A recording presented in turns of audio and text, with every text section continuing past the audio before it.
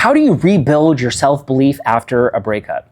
In the first part of this series, we talked about what do you believe about yourself after a breakup. In the second part, we talked about the neurobiology of resentment, the neurochemical warfare that you're undergoing. You're not some big problem. A lot of neurochemicals that are out of control. This one, we're going to talk about how to rebuild your self-belief after a breakup. Imagine all of the work that you're going to do to take care of yourself. You're going to therapy, you're showing yourself compassion, you're finally writing down empathic techniques, you finally love the things that you didn't like about yourself, you finally do not identify, it's my anxiety, you're not saying it's my ADD anymore, you're not saying I'm scared, you're not saying that you're judging yourself, you're okay that if you're gonna be alone for life, you don't depend on anybody anymore. This is how you're going to live the rest of your life. You know how you know this? It's because you've written it down. Do you need to abide by every one of these things? No, but what would it like to be neurospiritually sovereign? You're free from your neurobiology. No longer are you undergoing neurospiritual warfare. You have a higher connection with your creator. You're like, look, God, I am going to put the work in, bestow the blessings. I'm gonna write, I don't wanna write. I'll share a quick example of something that I share with my patients all the time about eating. I was overweight most of my life. I am scared of sugar. I'm scared of white bread. I'm scared of what it's going to do to me, the path of inflammation that it's going to take me down, the neurobiology of resentment that takes place in my own mind that I could potentially displace on a partner. What did I do? From 3 days a week, we have people that come and bring us lunch on Tuesday, Wednesday, Thursday. These drug reps are very nice, very sweet. They bring us food that we like. They'll even bring me salads. Then there could be some bread. There could be some chips that come along with that. At 11:40 on Tuesday, Wednesday, Thursday, there's an event that's going to happen. I know at 12 o'clock they're going to bring in food. I wrote down that this is what I'm thinking to myself. Maybe what I'll do is I won't eat in front of them. I'll just take it and eat half. I won't watch TV this time because I got to go on a date. I wonder if this girl is going to like me. Is she going to think that I'm overweight? Maybe she's gonna think that I'm not disciplined enough.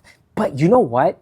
I think Chipotle is good. I saw that commercial. They say everything is fresh. I think I'll just eat some. I won't eat the sour cream this time. Maybe I'll only eat a little bit, maybe just like a spoon of sour cream. Do you think that they're gonna think that I'm eating too much? Do you think that if I take the food and take it into my room, that they're gonna think I'm gonna eat a lot?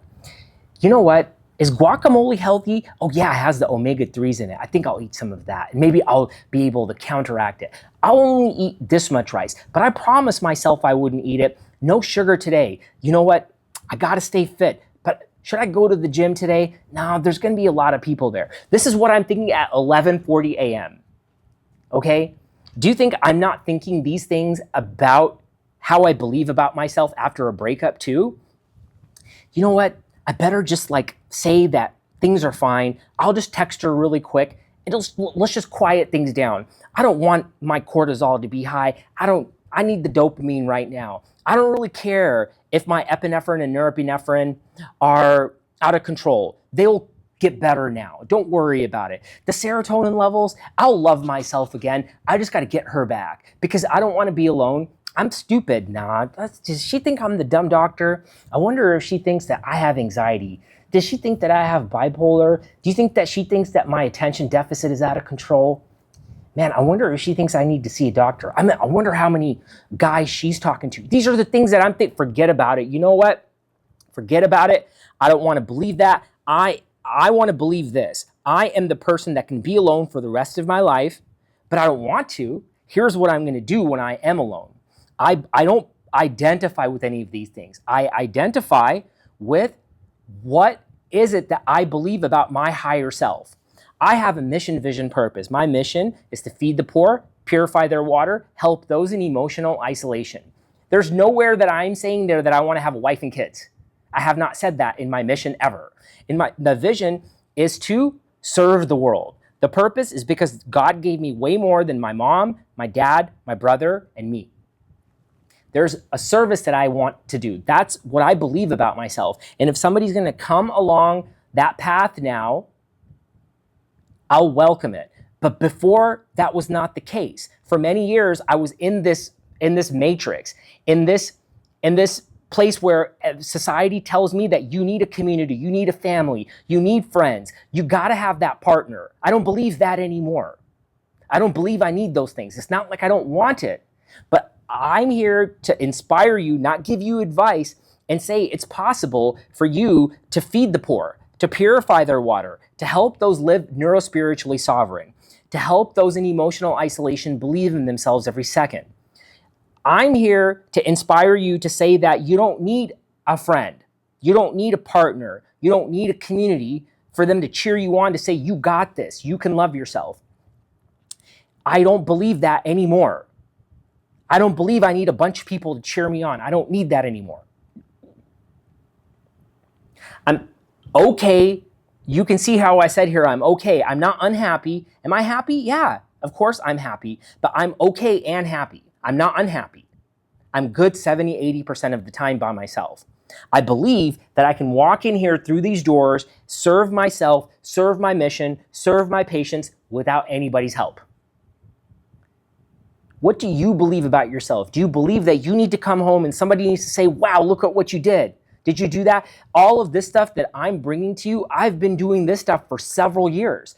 First of all, the reason why I didn't talk about it 10, 15 years ago is because I thought I was stupid for many years. Also, I was drinking, I was drugging, I was eating bad, I was complaining, I was talking to people that were narcissistic, complaining, blaming, talking bad about others. I didn't like myself. I said mean things to myself. How dare I come and talk in front of the camera about it? I've only been like this for several years now, for 5 years. I went from self-hate to self-love, took me 5 years. These are all recent events.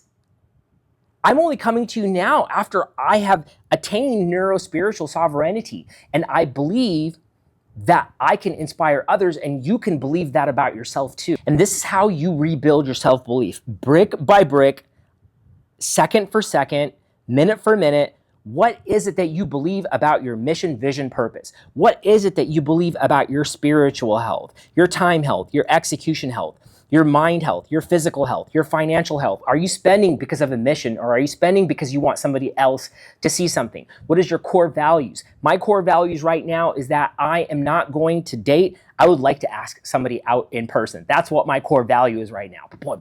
I would rather talk on a stage in front of 30,000 people than go ask a girl out in person. What the hey? That's what I want to do. I call it consecrated courage. I'll just surrender to it. That's my value set right now. My value set is not to go online. But until I feel that's within my values, I'm not going to do it. But I didn't guess it. I wrote about it. And that's what I would hope for you too, is that you could take time to rebuild your self-belief, and there's no way you're going to do it if you got a bunch of people in your ear. Now, you might have a different situation at home. People that you live with that depend on you, kids, you can still figure out ways to isolate yourself for periods of time where you only depend on yourself. Try it, inspire us, and let us know how your journey goes. And I hope to see you, and I hope you enjoyed this video. Namaste.